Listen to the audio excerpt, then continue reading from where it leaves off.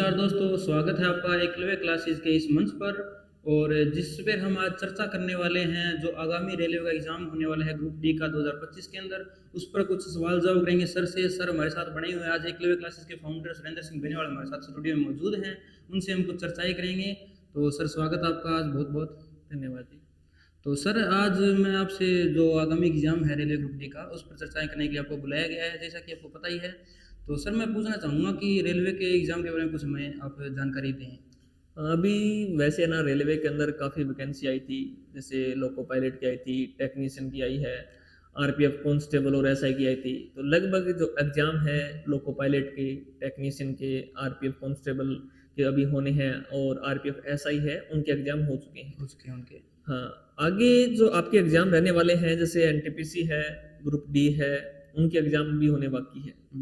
तो अभी एनटीपीसी के फार्म तो अभी फिलअप हो चुके थे, हाँ। लेकिन जो आपका ग्रुप डी है उसके फार्म अभी स्टार्ट होने वाले हैं, तो उनके बारे में हम डिटेल से भी आगे चर्चा करेंगे। तो सर मैं ये पूछना चाहूँ, जैसे मान लो ग्रुप डी का एग्ज़ाम होना है अभी, हाँ जी। उसके फॉर्म आने वाले हैं, तो कितनी कुछ वैकेंसी रहने वाली है उसके बारे में बताइए आप। वैकेंसी अभी अगर वैकेंसी की बात करें तो लगभग है ना, अभी शॉर्ट नोटिस आया था पीछे, अच्छा। एम्प्लॉयमेंट जो न्यूज़ आई है न्यूज़पेपर के अंदर, उसमें शॉर्ट नोटिस आया था जिसमें लगभग ये मान के चलो 32,000 वैकेंसी है, उन्होंने हमें जैसे एडवर्टाइजमेंट के अंदर बताई है।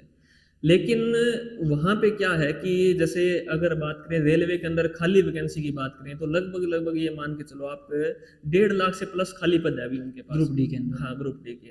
लेकिन वो है ना, अभी जैसे एडवर्टाइजमेंट के अंदर उन्होंने 32,000 पद निकाले हैं, तो अगर उनका हम कंक्लूजन निकालें कि कितनी हो सकती है, क्योंकि उन्होंने लोको पायलट के अंदर भी ऐसा ही किया था, पहले 5,000 की समथिंग वैकेंसी दी थी, लेकिन उनको फिर उन्होंने वापस आगे बढ़ा दिया और बढ़ाकर उन्होंने क्या कर दिया कि 18,000 वैकेंसी कर दी थी। ऐसा ही यहाँ ग्रुप डी के अंदर होने वाला है कि उन्होंने 32,000 के समथिंग अभी पद दिए हैं, लेकिन वो आगे चलकर है ना, वो लगभग आप मान के चलो 70,000 प्लस होने की संभावना है। अच्छा, बढ़ने की संभावना है। हाँ, पक्का बढ़ेगी वैकेंसी। हाँ। तो सर दूसरा मेरा सवाल ये है कि आप कंपटीशन बताइए आज के ज़माने में। मान लो पीछे 2019 में ग्रुप डी का एग्ज़ाम हुआ था और जब 2025 के अंदर हुआ, तो कंपटीशन का क्या फ़र्क रहेगा, कितना लेवल रहने वाला है? कंपटीशन की अगर हम बात करें इसमें, तो कंपटीशन है ना, जैसे 2019 के साथ के अगर हम कंपैरिजन करना चाहें तो वहाँ पे ऐसा होगा, क्योंकि 2019 में अगर एनटीपीसी और ग्रुप डी की दोनों एक साथ वैकेंसी आई थी और वहाँ पे एनटीपीसी के लगभग 35,000 वैकेंसी थी और ग्रुप डी की 1,03,000 वैकेंसी आई थी। तो वहाँ पे क्या हुआ था कि रिजल्ट में गड़बड़ी हो गई थी पिछली बार, अच्छा। कि एनटीपीसी का रिजल्ट आना तो पहले चाहिए था, लेकिन वो बाद में आया, तो सारे बच्चे एनटीपीसी वाले जितने भी होते हैं उन्होंने ग्रुप डी का भी पेपर दिया था। तो वहाँ पे क्या हुआ कि जैसे रिजल्ट है वो पहले किसका आ गया कि ग्रुप डी का रिजल्ट पहले आ गया, अच्छा। तो एनटीपीसी वाले सारे बच्चे ग्रुप डी के अंदर लग गए। अच्छा, फिर वो ग्रुप डी की नौकरी छोड़ एनटीपीसी में चले हाँ, गए। तो पहले उन्होंने मेरिट को क्या कर दिया, बहुत हाई चढ़ा दिया। अच्छा, अच्छा। और फिर बाद में जो आप देखोगे कि बहुत सारी वेटिंग आई है, कुछ जोन तो ऐसे है जहाँ पे 500 6 वेटिंग आ चुकी है, तो वहाँ पे मेरिट है वो लो ही है। लेकिन अगर हम अभी की अगर तुलना करें तो वहाँ पे क्या होता है कि जैसे ग्रुप डी है, इसमें अभी बोल रहे हैं, अभी तक आया नहीं है नोटिस कि कौन से बच्चे फार्म फिलअप कर सकते हैं। इस बार ये कह रहे हैं कि ग्रुप डी में केवल आईटीआई वाले बच्चे फार्म भर सकते हैं, तो वो चीज़ भी देखना पड़ेगा कि कौन से बच्चे अगर अप्लाई करेंगे, क्योंकि अभी आपका जैसे एएलपी का पेपर हुआ और जो टेक्नीशियन का हुआ है, वही सभी बच्चे ग्रुप डी के अंदर भी आने वाले हैं। हाँ, तो पेपर देंगे, तो वहाँ पे क्या हुआ कि कंपटीशन एक तरीके से देखेंगे ना तो कम ही हो जाएगा, क्योंकि वो सारे एएलपी टेक्नीशियन ही ज्वाइन करेंगे, क्योंकि इनके पे स्केल के अंदर काफ़ी अंतर होता है। वो एक अच्छी जॉब है, ग्रुप डी के अंदर हम ये ऐसे सोचते हैं कि जैसे ग्रुप डी की जॉब हो गई तो वो कोई नहीं करना चाहेगा, सबसे पहले प्राथमिकता तो उसी को देंगे। तो कंपटीशन का लेवल है वो थोड़ा सा कम ही रहने वाला है, इतना ज़्यादा नहीं रहेगा। तो सर आप थोड़ा सा उसके बारे में बताएं कि फॉर्म कब से शुरू होने जा रहे हैं? फॉर्म तो अभी नोटिस आया था, उसी के हिसाब से अगर उसमें दिया हुआ है कि आपका जैसे 23 जनवरी है ना, 23 जनवरी 2025 को फार्म स्टार्टअप होंगे और उसकी जो लास्ट डेट जो रहने वाली है वो 22 फरवरी 2025 रहेगी। 22 फरवरी तक बस। हाँ, तब तक ये फार्म आपके चलेंगे। अच्छा। तो सर थोड़ा एज के बारे में बता दीजिए, कौन कितने एज का बच्चा फॉर्म भर सकता है? और एज तो मोस्टली इसके अंदर ये मिलता है कि 18 से 36 साल इसमें एज रहती है, जो जनरल कैटेगरी की अगर हम बात करें, ठीक है, तो उसमें है ना, जैसे एससी एसटी की अगर बात करें तो उनको लगभग 5 साल का रिलैक्सेशन मिल जाता है। बाकी पिछली बार ये हुआ था कि कोविड की वजह से कुछ 2-3 साल का एक्स्ट्रा रिलैक्सेशन दिया गया था। हाँ, क्योंकि कोरोना की वजह से है ना, फार्म जैसे लेट हो गए थे, तो उसकी वजह से रिलैक्सेशन दिया गया था पिछली बार। तो सर अभी मैं आपसे पूछने वाला हूँ, जैसे कि मान लो इसका पेपर हुआ, एग्जाम होगा, तो एग्जाम में पैटर्न क्या क्या रहने वाला है, क्या क्या सब्जेक्ट पूछे जाएंगे, कितने क्वेश्चन पूछे जाएंगे, उसके बारे में थोड़ा बताइए। पैटर्न की जैसे हम देखें कि पैटर्न इसमें यही रहता है लगभग है ना, जैसे रेलवे के अंदर देखें तो सब्जेक्ट मोस्टली 3-4 ही रहते हैं। अगर हम देखें मोटे तौर पे, बाकी जो अदर एग्जाम होते हैं तो उनके अंदर हिंदी इंग्लिश का ज़्यादा कुछ रहता है। इसमें हिंदी इंग्लिश तो आता ही नहीं है। इसमें आपका ग्रुप डी की अगर हम बात करें तो इसमें आपके 100 क्वेश्चन आते हैं। 100 क्वेश्चन। हाँ, 100 क्वेश्चन होंगे, जिसमें से आपका जैसे मैथ है, मैथ 25 नंबर का आ जाएगा। रीजनिंग है वो थोड़ी सी ज़्यादा आती है, 30 नंबर की आती है इसके 30 अंदर। नंबर की। हाँ, और साइंस है वो आपकी जैसे 25 की आ जाएगी। और आपकी जैसे जीके है वो 20 नंबर की आती है। अच्छा, जीके 20 नंबर हाँ, की। लेकिन जीके के अंदर आजकल क्या चल रहा है, जो आपके पीछे जितने भी बच्चे हैं जो एलपी टेक्नीशियन के अंदर थे, उन्होंने जो पेपर भी दिया है, तो उन्होंने देखा कि जीके के अंदर है ना, पीछे जो अपने ऐतिहासिक जो सवाल है, जैसे पॉलिटी, हिस्ट्री, ज्योग्राफी से जो सवाल बनते हैं, वो क्वेश्चन बहुत कम आ रहे हैं।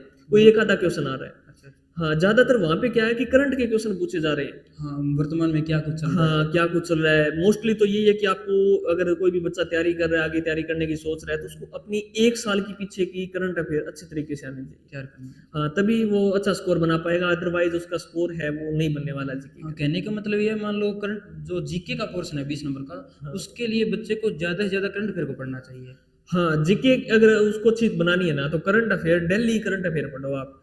डेली अगर करंट अफेयर नहीं पढ़ते हो ना, तो आपकी जीके है वो लो रह जाएगी। अच्छा, इसके लिए मैं दर्शकों को एक बात और बताना चाहता हूँ कि आपको इसका एक, जैसे इसके अंदर हिंदी और इंग्लिश है ना, वो आती नहीं है, इससे आपको बहुत बड़ा बेनिफिट बनने वाला है कि आपको हिंदी और इंग्लिश नहीं पढ़नी पड़ेगी, ठीक है।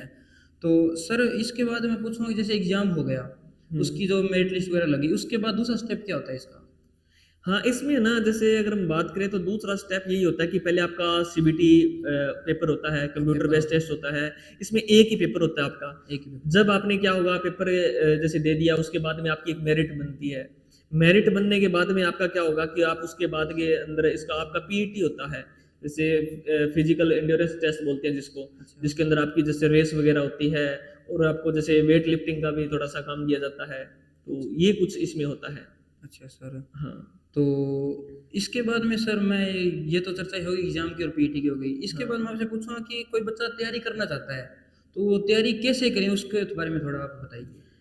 तैयारी यही है कि सबसे पहले आपको जैसे आपकी जो जैसे जीके का पोर्शन बताया था हमने, जैसे करंट अफेयर के बारे में चर्चा की थी, साइंस है, मैथ है, रीजनिंग है, तो वो चीजें आप जैसे पढ़ रहे हो ना, तो पहले तो इसको आपको थ्योरी से कंप्लीट करना पड़ेगा। अभी सभी चीजों को एक मोटे तौर पे अगर हम कवर करना है तो पहले आपको थ्योरी आनी चाहिए। थ्योरी कंप्लीट ठीक, हाँ। जब आप जैसे 1-2 महीने का जैसे आप टाइम मिलता है, जल्दी से जल्दी कवर करने की कोशिश करो कि 2 महीने में आपको थ्योरी निपटानी है सारी की सारी। हाँ, उसके बाद में आपको क्या है कि प्रैक्टिस सेट लगानी है ज्यादा से ज्यादा। प्रैक्टिस है। हाँ, प्रैक्टिस सेट लगाओगे ना तो आपको स्कोर आप देखोगे कि आपसे 10 से 15 नंबर है ना आपके प्लस ही आएंगे। ये नहीं है कि जैसे आपने तैयारी की, आपको डर लग रहा है कि मेरे कितने नंबर बनेंगे कितने नहीं बनेंगे। आप क्योंकि उस चीज का पहले से फेस कर रहे हो, एक तो टाइम मैनेजमेंट अच्छा हो जाता है आपका।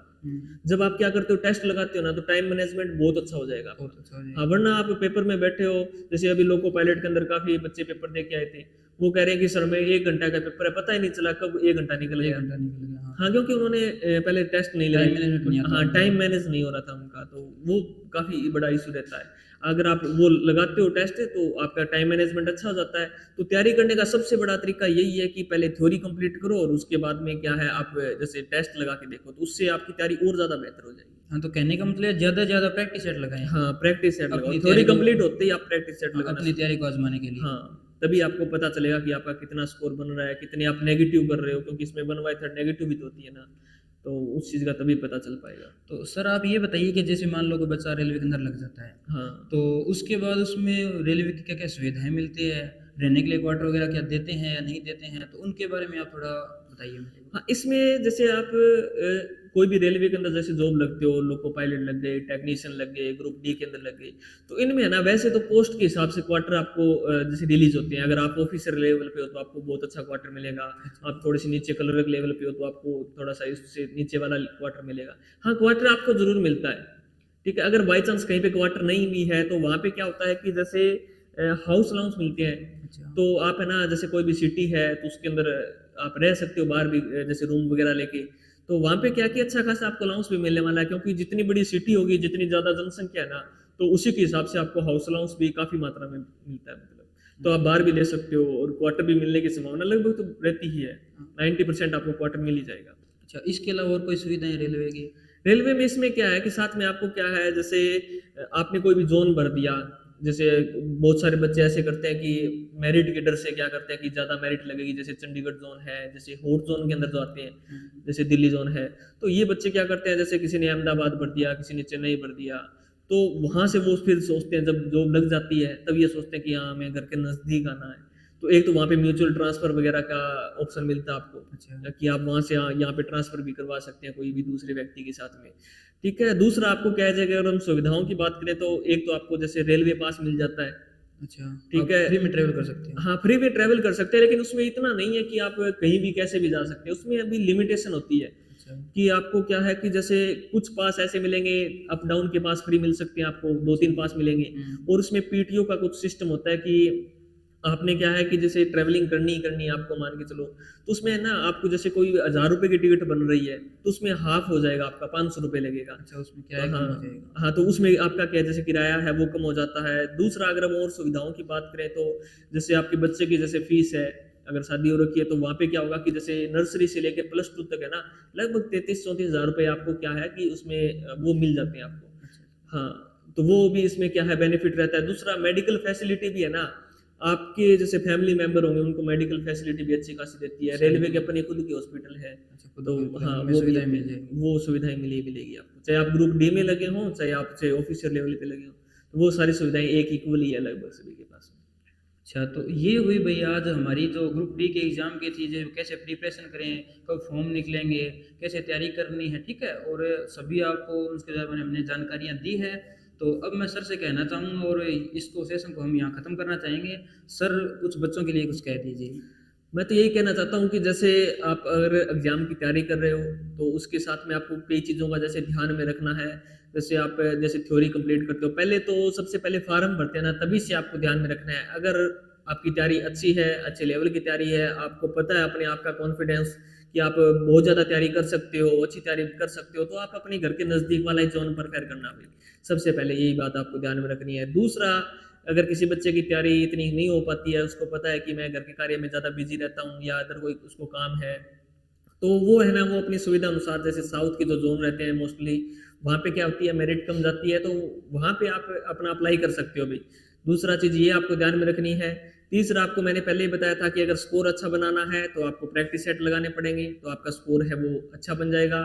तीसरा, आपको क्या ध्यान में रखना है कि अभी से आपको थोड़ी-सी पीटी की तैयारी करनी पड़ेगी। हाँ, क्योंकि फिज़िकल वो की तैयारी हाँ, करनी बहुत हमने वहाँ ज़रूरी पे नहीं है। बताया था थोड़ा-सा कि जैसे पीटी है, पीटी की तैयारी करनी पड़ती है, क्योंकि जैसे उसमें मेल और फीमेल दोनों के लिए अलग-अलग पीटी रहने वाले हैं अभी।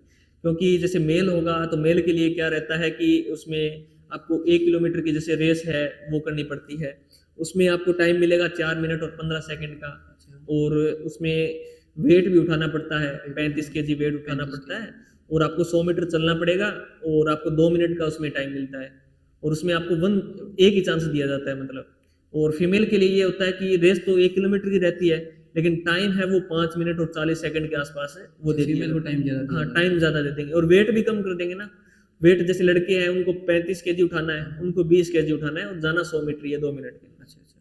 तो आपको है ना अभी से थोड़ा बहुत रेस की जैसे तैयारी करनी पड़ेगी भी, जैसे फॉर्म अप्लाई करते हो, क्योंकि इसको आपको क्या टारगेट बनाना है कि अपने को ये जॉब लेनी है, तो सारी चीज़ों की प्रिपरेशन एक साथ में करनी है। क्योंकि बाई चांस आपके क्या है पेपर के अंदर नंबर अच्छे आ गए, लेकिन आपकी रेस वगैरह की तैयारी नहीं है, तो आप फिर उसमें क्या है बाहर हो जाओगे। हाँ, तो ये बहुत बार ही होता है, जैसे बच्चे एग्ज़ाम खुद कर लेते हैं, हाँ, लेकिन वो पीईटी के अंदर रह जाते हाँ, हैं। वहाँ पे रह जाते तो हैं। वहाँ पे बहुत बड़ा उनके साथ मान लो एक प्रकार से इतना उन्होंने मेहनत की है, उसका हाँ, रिज़ल्ट मेहनत नहीं का मिल सर पाता, फल नहीं मिल पाता फल आगे नहीं जाके। मिलता, तो बहुत बड़ा ये हाँ, तो उनका। यही तो बता रहा हूँ कि अभी जैसे स्टार्टिंग से अभी आप तैयारी करना स्टार्ट करो ना, धीरे-धीरे करोगे तो आपकी तैयारी अच्छी हो जाएगी। एक तो मनोवैज्ञानिक दबाव नहीं रहेगा, क्योंकि आपको पता है कि आपने पीटी की करी रखी है, आपको बस पढ़ना ही है। तो ये चीज़ें मैं कहना चाहूँगा कि ये चीज़ें अगर आप अपना लोगे तो ये आपके लिए एक तरीके से गोल्डन चांस ही बनने वाला है। ठीक है? तो तो धन्यवाद दोस्तों। तो थैंक यू सर, आपने जो जानकारियाँ दी हमें, मैं आशा करूँगा बच्चों की बहुत पसंद आएगी, उनके लिए बहुत हेल्पफुल रहने वाली है। तो आज के लिए इस सेशन को यहीं पे ख़त्म करते हैं। जय हिंद, जय भारत।